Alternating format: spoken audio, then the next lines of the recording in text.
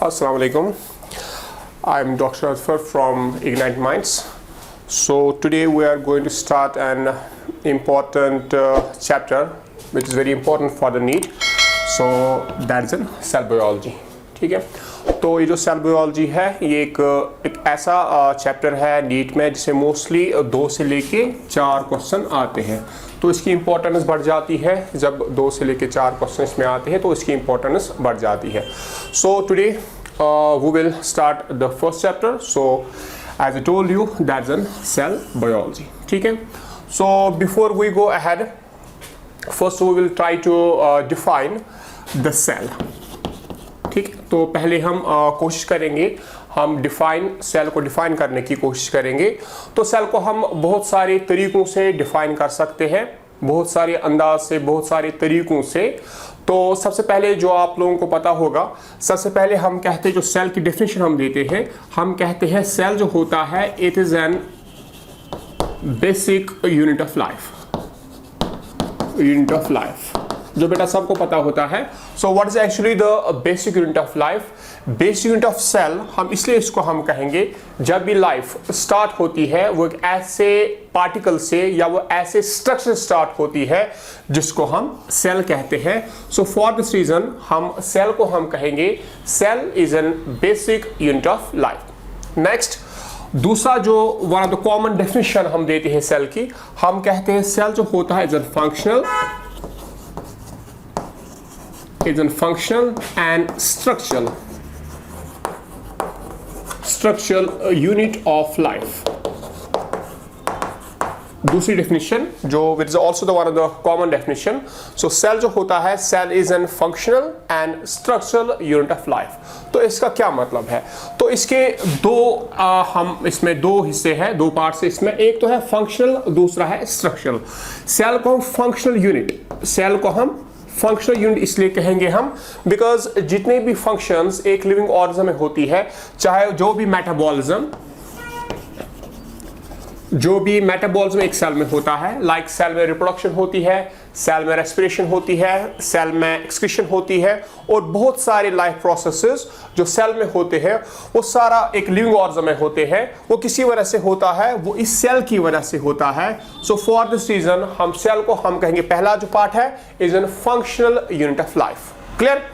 दूसरा जो होता है स्ट्रक्चरल यूनिट ऑफ लाइफ। ये एक सेल एक ऐसा यूनिट है जो एक लिविंग ऑर्गेनिज्म का स्ट्रक्चर बना देता है। सेल एक ऐसा यूनिट होता है जो क्या काम करता है, जो एक लिविंग ऑर्गेनिज्म का स्ट्रक्चर बना देता है। जस्ट लाइक अ ब्रिक, जिस तरह से ब्रिक एक दीवार बना देती है, इसी तरह से ये जो सेल होती है एक लिविंग ऑर्गेनिज्म बना देती है। So for this reason cell को जो हम कहेंगे, दूसरी बात, सेल को हम structure unit of life. So if you combine the both parts, so दूसरी डेफिनेशन जो है, cell is an structural and functional unit of life. ठीक है, तो these are the most common definitions जो हम यूज करते हैं in day to day life. लेकिन ये जो 2 डेफिनेशन है ये हर एक सेल पे फिट नहीं होती है। You know we have the various types of cells. तो हम कोशिश करेंगे सेल को कि ऐसे डिफाइन करने की जो हर एक सेल के लिए अप्लाई हो जाएगी। ठीक है, तो सबसे पहले हमें पता है ये जो सेल एक्चुअली होता है, हमें सबसे पहले पता है सेल जो होता है, cell if we take example of this cell, ठीक है, हर एक सेल जो होती है it is externally covered by an membrane like this. इसको हम कहेंगे प्लाज्मा मेम्ब्रेन।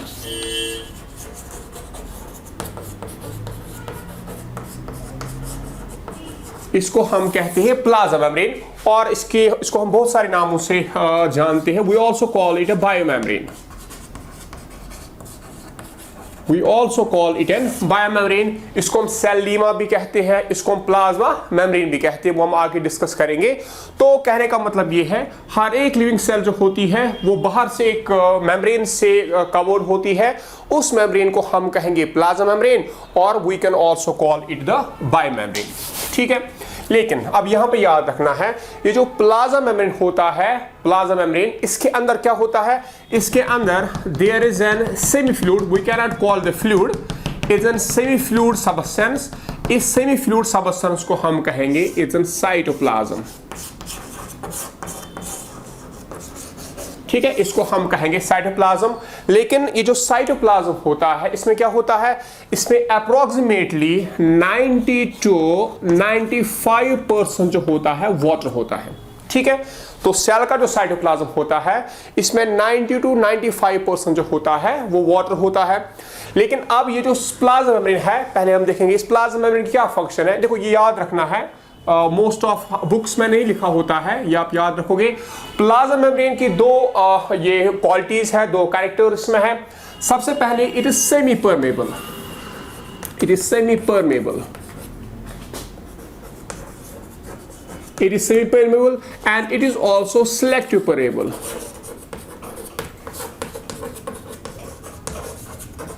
ठीक है, सेल जो होती है it is semi permeable as well as selective permeable. लेकिन हम जनरली कहते हैं plasma membrane is selective permeable, कि ये गलत है। Actually the cell is semi permeable and it is selective permeable. ये सेमी परमेबल किसके लिए है, it is semi permeable for water. ये जो प्लाज्मा मेम्ब्रेन होता है it is semi permeable for water. ठीक है, बिकॉज वाटर में इसको क्या काम करना है, वाटर में इसमें कोई भी क्वांटिटी ही देखनी है, क्वालिटी नहीं देखनी है। सो वैन जहां पे वर्ड आएगा क्वालिटी या क्वांटिटी तो वहां पे हम कहेंगे जो प्लाज्मा मेम्ब्रेन होता है it is an semi permeable for water. Because कितना वाटर सेल को अंदर चाहे वो सेल के अंदर आता है, कितना वाटर सेल के बाहर चला जाता है, तो वो ये डिसाइड करेगा यही प्लाज्मा मेम्ब्रेन। दूसरा जो मैंने कहा इट इज सिलेक्टिव परमेबल, किसके लिए, selective permeable for carbohydrates, selective for carbohydrates, for amino acids, for lipids। ठीक है, इसके लिए जो प्लाज्मा मेम्ब्रेन है इट इज सिलेक्टिव परमेबल, ये सिलेक्ट करता है हमें कौन से कार्बोहाइड्रेट सेल में चाहिए, हमें कौन से कार्बोहाइड्रेट सेल में नहीं चाहिए, वो सेल के बाहर चले जाएंगे। जो चीजें हमें सेल के लिए चाहिए वो सेल के अंदर आ जाए। तो यहाँ पे जो प्लाज्मा मेम्ब्रेन है for carbohydrates, for amino acids, for lipids, यहाँ पे ये चीजों को सिलेक्ट करती है। लेकिन यहाँ पे जो मैंने कहा फॉर द वाटर, वाटर में तो सिलेक्ट कुछ भी नहीं कर सकता है। वाटर में क्या, वाटर में क्वांटिटी मैटर करेगा, कितनी क्वांटिटी सेल में वाटर की चाहिए वो सेल के अंदर आती है, कितनी क्वांटिटी सेल के बाहर चली जाएगी तो वो वहां पे चली जाती है। तो मैं कह रहा था जो हर एक सेल जो होती है it is externally covered by an membrane, जिसको हम प्लाज्मा मेम्ब्रेन कहते हैं, वो आपने देखा। So what is the function of plasma membrane, so plasma membrane का फंक्शन जो मैंने कहा it is transportation, it is transportation. और उसके बाद मैंने कहा ये जो साइटोप्लाज्म होता है इसमें 90 to 95% जो होता है वाटर होता है। If we sum up all these things we can say, अगर हम डिफाइन करेंगे सेल को, हम कहेंगे सेल जो होता है is an aqueous medium, it is aqueous medium. Why it is aqueous medium, why it is aqueous medium, because cell में 90 to 95% वाटर होता है, covered by an membrane, covered by a membrane, covered by a membrane। उस membrane को क्या कहते हैं हम, उस मेम्ब्रेन को हम कहेंगे plasma membrane. and it performs all the vital functions of life, it performs all the vital functions of life। ठीक है बेटा, तो this is the universal definition of cell जो हर एक सेल के लिए फिट होती है। तो I will repeat again, cell is an aqueous medium. Why will call the aqueous medium, because it contain 90 to 95% water, covered by an membrane. उस membrane को हम कहेंगे प्लाज्मा मेम्ब्रेन। तो याद रखना है which is semi permeable for water and it is selective permeable for carbohydrates, amino acids and lipid. It is not like कि जो आपके बुक्स में लिखा होगा कि that the plasma membrane selective permeable। Plasma membrane is not only selective permeable but it is also semi permeable। and दूसरा, it performs all the vital functions of life। जो भी functions एक living organism में होती है वो बेटा इसी की वजह से होती है, वो इस सेल की ही वजह से होती है। ठीक है, so I will repeat all this things. सबसे पहले जो मैंने कहा कि जब हमने डिफाइन सेल को किया तो हमने कहा पहली डिफिनेशन जो हमने कही, जो सेल होती है, cell is an basic unit of life. ठीक है, वो मैंने बता दिया। दूसरा मैंने कहा सेल जो होता है structure and function of life, वो भी मैंने बता दिया। तीसरी definition which is universal definition of cell, cell is an aqueous medium covered by a membrane and it performs all the vital functions of life। ठीक है, अब हम देखेंगे सेल आई कहां से। एक्चुअली जो सेल है, ये जो सेल है, सेल को जो डिस्कवर किया था, it was discovered by Robert hook. ठीक है, ये जो सेल को जो डिस्कवर किया था Robert Hooke. Actually Robert Hooke ही वो ऐसा साइंटिस्ट था पहले जिसने सबसे पहले माइक्रोस्कोप, सिंपल माइक्रोस्कोप डेवलप किया। तो जब इसने सिंपल माइक्रोस्कोप डेवलप किया तो उसके बाद इसने क्या देखा, इसमें देखा कि तो मैं कह रहा था जो सेल है इसको जो डिस्कवर किया था, it was discovered by Robert Hooke in 1665। ठीक है, तो रॉबर्ट हुक ही वो पहला साइंटिस्ट था जिसने क्या काम किया, जिसने सबसे पहले एक सिंपल माइक्रोस्कोप बना दी। और इस सिंपल माइक्रोस्कोप में क्या देखा, ही स्टडीड द कॉर्क। ठीक है, ही स्टडीड द कॉर्क। जब इसने कॉर्क को स्टडी किया, इसने देखा ये जो कॉर्क होता है इसमें क्या है, इसमें this cork is made up of small compartments, this cork is made up of small compartments and हर एक कंपार्टमेंट को इसने नाम दिया सेल्यूली। हर एक कंपार्टमेंट इसने नाम दिया सेल्यूली, और यही सेल्यूली आगे जाके इसका नाम पड़ा सेल। ठीक है, so what is actually celluli? Celluli means, or what is actually meaning of cell? It means a hollow structure. It means hollow structure. तो कॉक जब इसने स्टडी किया, इसने देखा जो कॉक जो होता है ये कुछ कंपार्टमेंट से बना होता है। इन खाली कंपार्टमेंट्स को नाम दिया सेल्यूली, और यही सेल्यूली आगे जाके नाम पड़ा इसका cell. So what is the meaning of this cellulae और what is the meaning of this cell? It means a hollow structure. लेकिन जब हम सेल को हम देखेंगे, जब हम सेल को हम देखते हैं, cell is not a hollow structure, बल्कि सेल क्या है, सेल में अच्छे खासे स्ट्रक्चर होते हैं। लेकिन दिस नाउ इसकी जो मीनिंग गलत है। मैंने कहा सेल मीन्स और सेल्यूली means the hollow structure.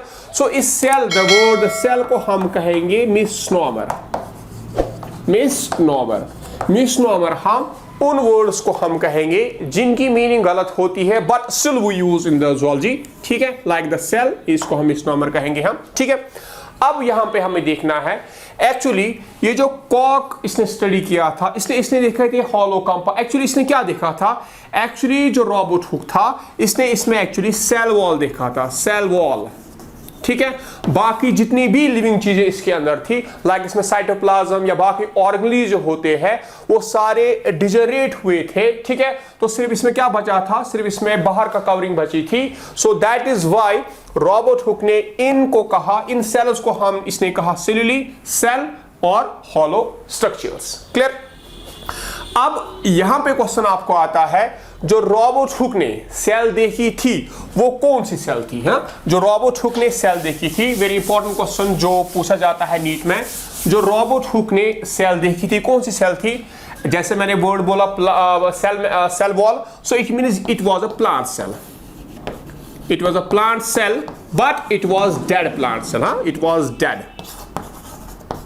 It was dead plant cell, है ना? इसको बहुत सारे टाइम हुआ था, इसमें इसकी डेथ हुई थी। So that is the reason इसमें जितने भी लिविंग चीजें थे, साइटोप्लाज्म था, ऑर्गेनेल्स थे, वो सारी डिजनरेट हुई थी। नो डाउट ये जो हमारे पास सेल वॉल होता है वो सेमी लिविंग है, थोड़ी सी चीजें उसमें नॉन लिविंग है, कुछ लिविंग है उसमें, लेकिन स्टिल ये जो सेल वॉल था ये इस सेल के साथ इंटैक्ट था। सो दैट इज व्हाई इसने कहा इसको हॉलो स्ट्रक्चर। अब जब रॉबर्ट हुक ने इस सेल को डिस्कवर किया, ठीक है, रॉबर्ट हुक, तो ही पब्लिश्ड इन अ बुक। उस बुक का नाम था, बुक जिसमें इसने पब्लिश कर दिया उसका नाम था माइक्रोग्राफिया। ठीक है, उस सेल का, उस बुक का क्या नाम था? उस बुक का नाम था माइक्रोग्राफिया। तो जब इसने सेल को डिस्कवर किया, then he published this in the book, उसको हम कहेंगे that is known as the Micrographia. जैसे कि मैंने कहा सेल को डिस्कवर किया रॉबर्ट हुक ने, तो रॉबर्ट हुक जो है इसको हम कहेंगे that is known as the father of cell, or we can say it's a father of cytology. It's a father of cytology. ठीक है, रॉबर्ट हुक को हम कहेंगे फादर ऑफ साइटोलॉजी।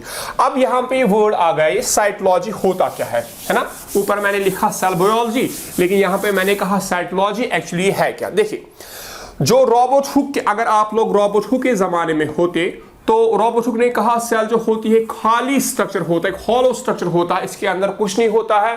तो उस जमाने हमें क्या पढ़ना था, उस जमाने में हमें एक्सटर्नल स्ट्रक्चर पढ़ने थे, external structure and function only, function of cell, बाकी हमें कुछ पढ़ना नहीं था, बिकॉज इसने कहा इसमें कुछ होता ही नहीं है। So when the study of cell in which we study external structure and only the function of cell, उस स्टडी को हम कहेंगे that is known as the cytology. ठीक है, so what is the cytology? Cytology is the study of cell in which we study external structure and the function of cell. Clear इतना? So that's the reason सबसे पहले जो study किया था इस cell को, that was Robert Hooke. So that's why Robert Hooke को हम कहेंगे that is known as the father of cytology. ठीक है, अब जो ही वक्त बीता गया बहुत सारी डिस्कवरीज हो गई सेल में, हमने लाइक शिवॉन एंड शील्डन, उन्होंने प्लाज्मा मेम्ब्रेन को डिस्कवर किया, इसी तरह से सेल वॉल को भी डिस्कवर किया गया, इसी तरह से बहुत सारे ऑर्गेनेल्स को डिस्कवर किया गया, माइटोकॉन्ड्रिया को डिस्कवर किया गया, क्लोरोप्लास्ट को डिस्कवर किया गया। तो ये जो रॉबर्ट हुक ने कहा था सेल एक खाली स्ट्रक्चर है, एक हॉलो स्ट्रक्चर है, वो चेंज हो गया। ठीक है ना? तो चेंज क्या हो गया, जो मैंने अभी आपको कहा, it is cytology, it gets changed into cell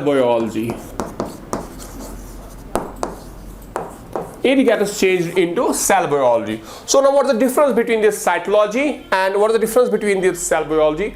Cell biology is also the study of cell. It is also study of cell in which we study whole aspect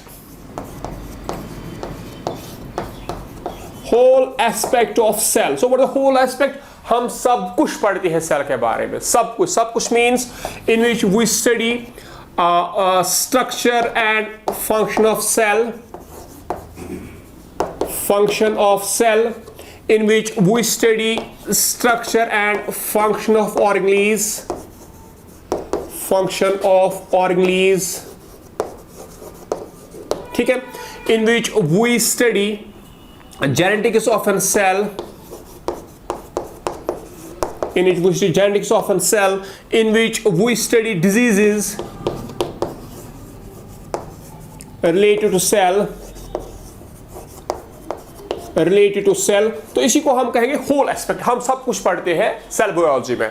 cytology में हम सिर्फ स्ट्रक्चरल एंड फंक्शन पढ़ते हैं, हम और भी कुछ पढ़ते हैं, लेकिन रॉबर्ट हुक ने कहा इसमें कुछ होता ही नहीं है, तो ये फिर चेंज हो गई due to discoveries of the various organelles of an cell.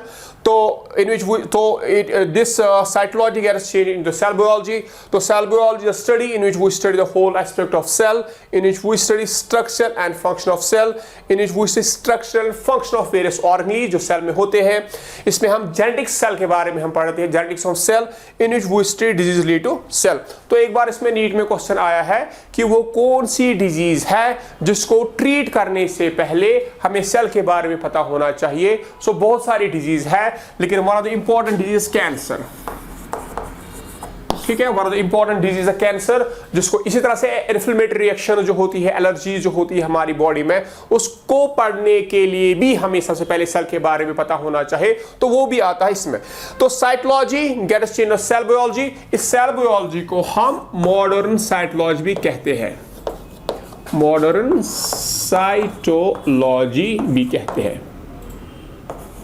ठीक है, इसको हम बेटा मॉडर्न साइटोलॉजी भी कहते हैं। ठीक है, सो ये था the brief introduction about the cell. जहां तक जो हमने देखा, इसमें बहुत सारे क्वेश्चंस पूछे जाते हैं जो बहुत ही इजी होते हैं। सबसे पहले जो क्वेश्चन इसमें पूछा जाता है, who is the father of, not mother, who is the father of cytology? So Robert Hooke is the father of the cytology, ये क्वेश्चन मोस्टली पूछा जाता है। दूसरा, वो कौन सी बुक थी जिसने, जब इसने पब्लिश कर दी, जब इसने डिस्कवर, वो कौन सी बुक थी? तो जैसे मैंने बता दिया, उस बुक का नाम था माइक्रोग्राफिया, है ना, दैट्स अ माइक्रोग्राफिया क्रिप्टोग्राफिया जो इसने इसमें डिस्कवर की। तीसरा क्वेश्चन पूछा जाता है कि ये जो सेल कहां से डिस्कवर की, तो मैंने कहा इज अ कॉर्क, जहां से इसने सेल को डिस्कवर किया। नेक्स्ट क्वेश्चन पूछा जाता है कि ये जो सेल रॉबर्ट हुक ने जो डिस्कवर की सेल, ये कौन सी सेल होती है? जैसे मैंने बता दिया, it was dead but it was an plant cell. ठीक है, तो ये रहा रॉबर्ट हुक जिसने इस सेल को सबसे पहले डिस्कवर किया। लेकिन रॉबर्ट हुक से पहले भी एक और साइंटिस्ट था जिसका नाम था वॉन लीवेनहॉक।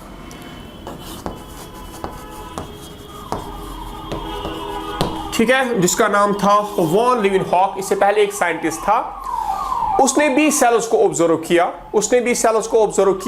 उसने देखा आरबीसी को इसने ऑब्जर्व किया। ठीक है, डब्ल्यूबीसी को ऑब्जर्व किया, है ना, आरबीसी को ऑब्जर्व किया, डब्ल्यूबीसी को ऑब्जर्व किया, इसने स्पर्म सेल्स को ऑब्जर्व किया। ठीक है, लेकिन जैसे कि अगर हम स्पर्म सेल की हम बात करेंगे, स्पर्म सेल मूव होता है एक जगह से दूसरी जगह, डब्ल्यूबीसी भी मूव होता है एक जगह से दूसरी जगह, आरबीसी भी मूव होती है एक दूसरी से दूसरी जगह।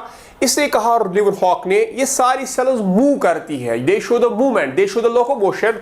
फॉर दिस रीजन इसने इसको सेल नाम नहीं दिया, ही कॉल्ड देम एनिमल्क्यूली।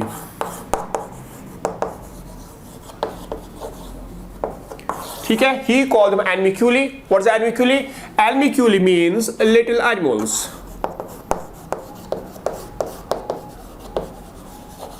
ठीक है, animalculae means little animals. तो लीवेनहॉक ने कहा ये सारी सेल्स जो है जो इसने देखी, ये तो मूव करती है, ये तो मूवमेंट करती है, ये एक जगह दूसरी जगह खुद जाती है। तो इसने नाम रखा animalculae और इसने नाम रखा इसमें little animals। ठीक है, तो सबसे पहले जो लिविंग सेल्स को, नाम तो नहीं दिया इसने, सबसे पहले जो लिविंग सेल्स को डिस्कवर किया that was an von Leeuwenhoek. हाँ, डिस्कवर्ड लिविंग सेल्स। ठीक है, तो लिविंग सेल्स को ये क्वेश्चन नहीं पूछा जाता है, लेकिन फॉर योर नॉलेज आपको पता होना चाहिए। तो सबसे पहले जो लिविंग सेल्स को डिस्कवर किया that was a von Leeuwenhoek, और डेड सेल्स, प्लांट सेल्स को डिस्कवर किया वो कौन था? दैट वाज एन जिसको हम कहेंगे रॉबर्ट हुक। लेकिन कभी कभार कुछ ट्रिकी क्वेश्चन पूछे जाते हैं, जैसे मैंने कहा प्लांट सेल्स को डिस्कवर कभी कभी पूछा जाता है, एनिमल सेल्स को किसने डिस्कवर किया? एनिमल सेल्स को बेटा इसी ने डिस्कवर किया, वॉन लीवेनहॉक ने ही एनिमल सेल्स को डिस्कवर किया। नो डाउट किसने इसका नाम रखा एनिमल्क्यूली, लेकिन ये जो है ये क्रेडिट इसी को जाता है जो लिविंग सेल्स को डिस्कवर किया, that is discovered by this von Leeuwenhoek. ठीक है, so this was the about the cells and ये रहा ये जो दो साइंटिस्ट थे जिन्होंने सबसे पहले काम किया इस सेल पे। अब हम देखेंगे वी हैव द, इसमें हमारे पास बहुत सारी टाइप्स ऑफ सेल्स होती है। सो अगर हम देखेंगे they have the types of cells, mostly जो हमें पढ़ाया जाता है नीट में, there is only two types, length भी जो हम कहते हैं, लेकिन एक्चुअली सेल्स के we have the four types. ठीक है, so we can have the four types of cells. सबसे पहले जो होता है जिसको हम कहेंगे प्रोकैरियोटिक सेल,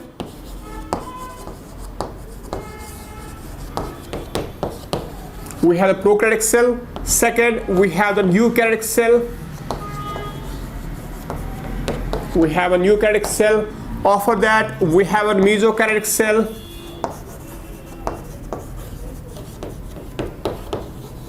ठीक है, and after that we have the eukaryotic cell. ठीक है, so we have four types of cells. The first is a prokaryotic cell जो आपको पता है, second is a eukaryotic cell, उसके बाद there is a mesokaryotic cell and there is an eukaryotic cell. अब this is the basic classification, this is a basic classification, ठीक है, which was given by a scientist, उसका नाम था डॉल्स्ट्री।